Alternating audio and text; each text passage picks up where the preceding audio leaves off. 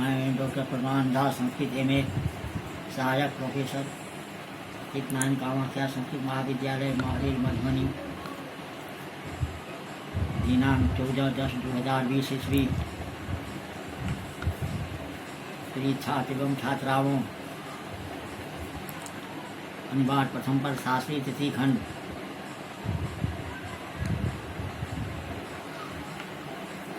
संस्कृत वाङ्मय का इतिहास। आज का विषय है भर्तृहरि। ये सब महत्वपूर्ण है। महाकवि भर्तृहरि की कविता जितनी प्रसिद्ध है उतना व्यक्तित्व उतना ही अज्ञात है। उनकी स्थिति तथा जीवन चरित्र की एकदम अपरिचित है। जन्म कथा के आधार पर कुछ लोग उन्हें राजा मानते हैं और वह भी विक्रमादित्य का ज्येष्ठ भाई, परंतु उसके ग्रंथ से राजसी भाव क्यों नहीं टपकता। अतः यह भी घटना मेरी दंत कथा की सिवाय विशेष महत्वपूर्ण रखती है।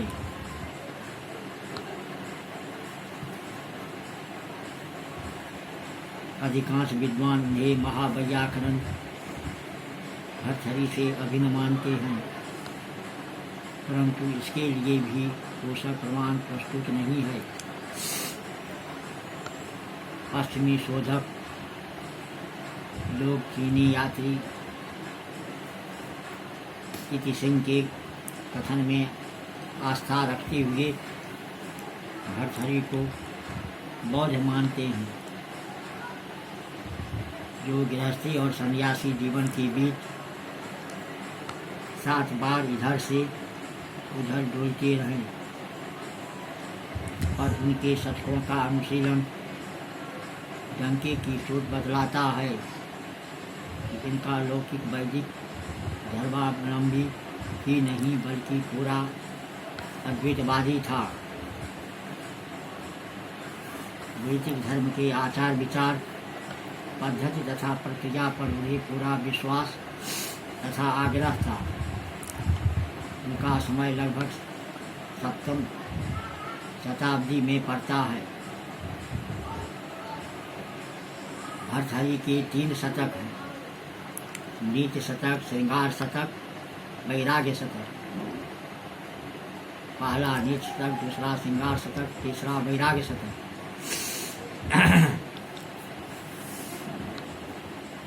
भर्तृहरि ने संपूर्ण संसार का खूब ही अनुभव किया था और उस अनुभव के मार्मिक पक्ष की आग्रह करने में वे सर्वथा कृतार्थ थे। जो कभी संसार के जीवन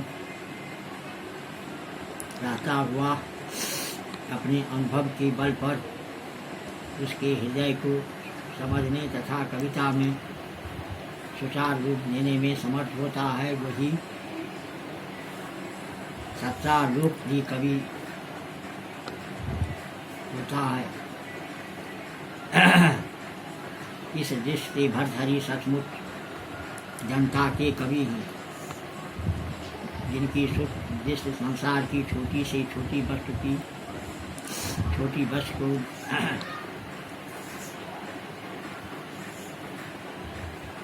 निरख उसकी उदात्त शिक्षा ग्रहण करने में समर्थ होता है। नीति शतक में वे उन उदात्त गुणों के ग्रहण करने के लिए आग्रह दिखलाते हैं जिनका अनुशीलन समग्र मानव समाज का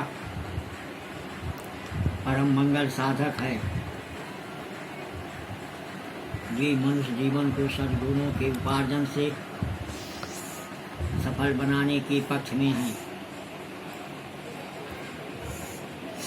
जो व्यक्ति नर संदेह सुंदर नर संदेह पाकर भी सद्गुणों का उपार्जन नहीं करता, वह उस व्यक्ति के समान उपास्यापद है जो वैदुर्य मणि के बने हुए पात्र में चंदन की लकड़ी से लहसुन पकाता है, अथवा जो सोने के हर से अर्क यानी आठ की जड़ पाने के लिए जमीन जोतता है।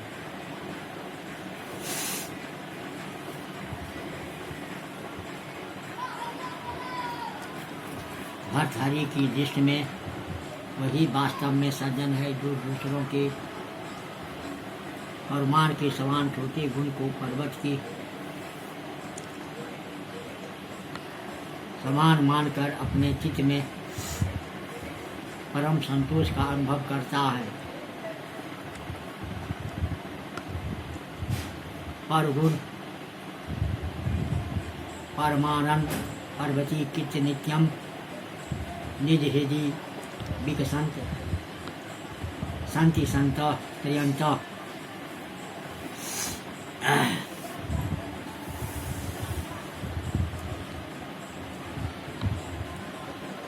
श्रृंगार शतक में कभी श्रृंगार की चटकीला चित्रण करने में नहीं चूकता, वह नारी की हृदय की सच्ची परख रखता है। प्रेम से प्रभावित कामी और कामुकों को चित्र में जो वृत्तियाँ अपना ललित खेल दिखलाया करते हैं, उन्हें वह कभी सूक्ष्म दृष्टि से देखता है, परंतु वह इन रंगीली लीलाओं के विखम परिणाम से भी भली भांति परिचित। वैराग्य शतक भर्तृहरि का सर्वस्व प्रतीत होता है। वे संतोष को परम सुख तथा वैराग्य को इसका एकमात्र साधन मानते हैं। सांसारिक विषयों के आसक्त व्यक्ति की यह उक्त इतनी सजीव और चमत्कारजनक है। धन्यानाम गिरिकंडुरेकु वसताम ज्योति परम ध्यायता मां नंदा सुख रान विखंति सुकना निसंकम केशया अस्माकं तु मनोरथोपरिचित प्रसाद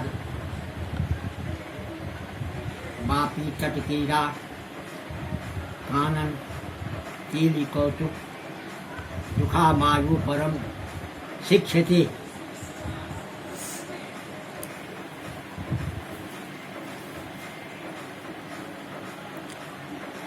वे लोग सतमुख धन्य है जो पर्वत की कंदराओं में निवास करते हुए परम ज्योत का ध्यान रखते हैं और जिनकी गोदी में बैठे हुए पक्षी नेत्रों से बहने वाले आनंद के आंसुओं के करों को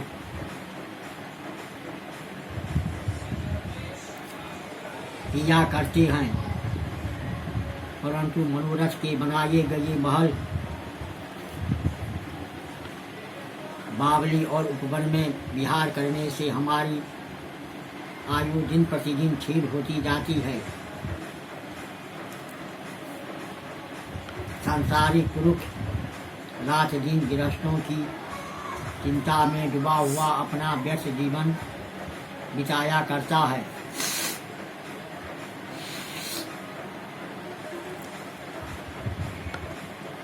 भर्तृहरि की दृष्टि में तपस्वी जीवन ही नितांत श्रेयकर है। मुनि के लिए पृथ्वी ही रमणीय सद्या है। भुजाएं ही तकिया है, आकाश ही चंदवा है, अनुकूल वायु ही पंखा है, शरद का चंद्रमा दीपक है, विरत उसकी प्रिया है, शांत सुनी ऐश्वर्यशाली साम्राज्य के समान सुख का अनुभव करता हुआ आनंद पाता है।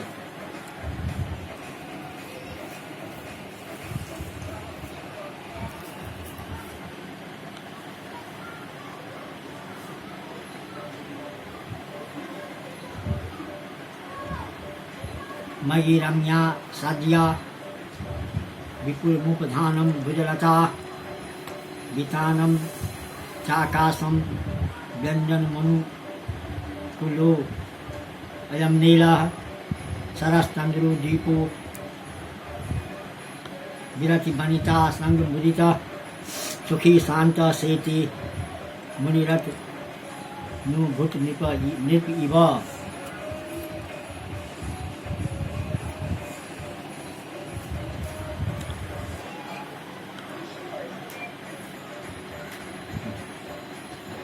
भर्तृहरि की कविता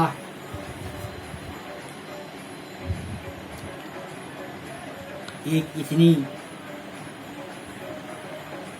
मनोहर है जिसके अध्ययन करने से छात्र एवं छात्राओं को आनंद मिलता है।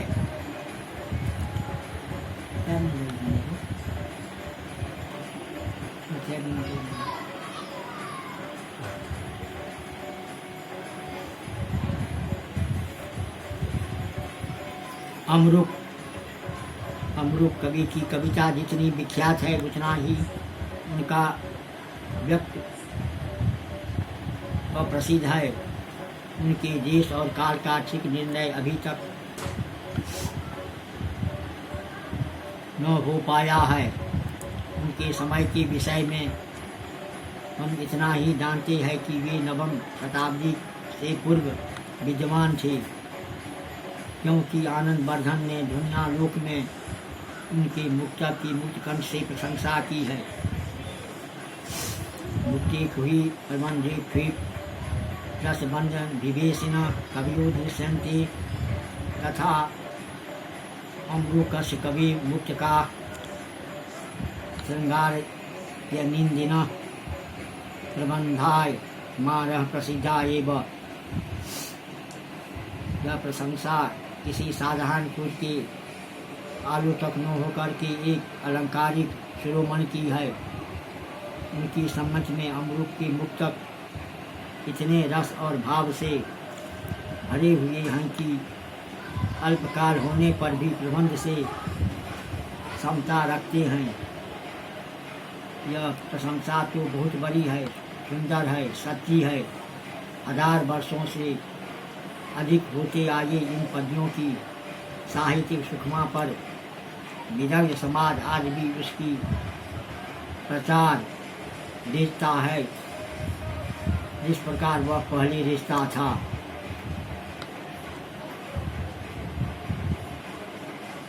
अमरुक की कविता बड़ी मनोहारिणी है। शार्दुल बुकरी रित जैसे बड़े छंदों का उपयोग करने पर भी इनकी कविता में लंबे लंबे समास नहीं आए हैं।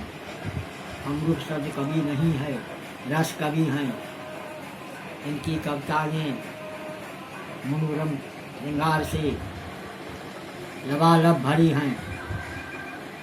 अर्जुन वर्णदेव ने बड़ी मार्मिकता से इस काव्य की आलोचना करते समय दिखलाया है कि कहीं कहीं पददोष होने पर भी इनमें कोई रस की क्षति नहीं है।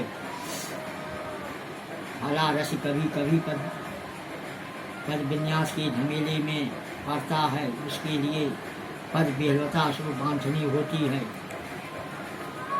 अमरुक के श्रृंगार वचनों के सामने अन्य कवियों के सरस वचन नहीं टिक सकते।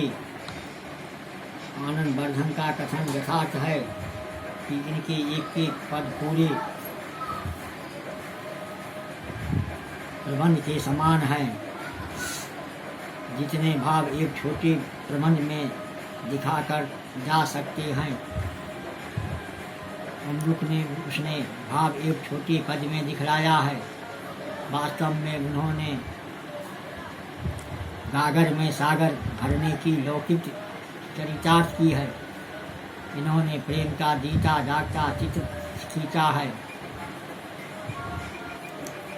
कामी तथा कमनियों की विभिन्न अवस्थाओं में विभिन्न मनोवृत्तियों का सूक्ष्म विवरण प्रस्तुत किया है।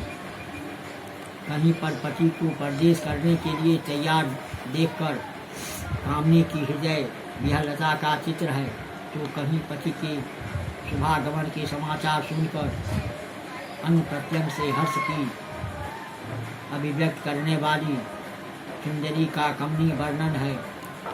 ये पद्य क्या है? संस्कृत साहित्य के चमकते हीरे हैं।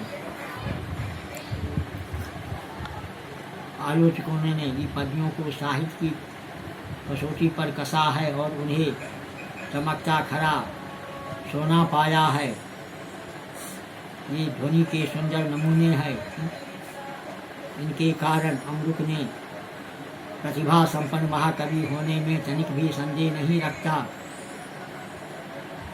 हिंदी के प्रसिद्ध कवियों ने अमृत के भावों को अपनाया है।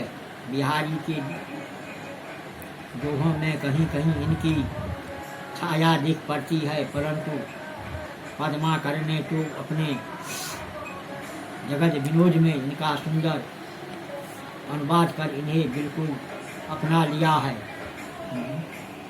प्रिय छात्रों, अनिवार्य प्रथम पर संस्कृत वाङ्मय में आज का विषय भर्तृहरि यहीं तक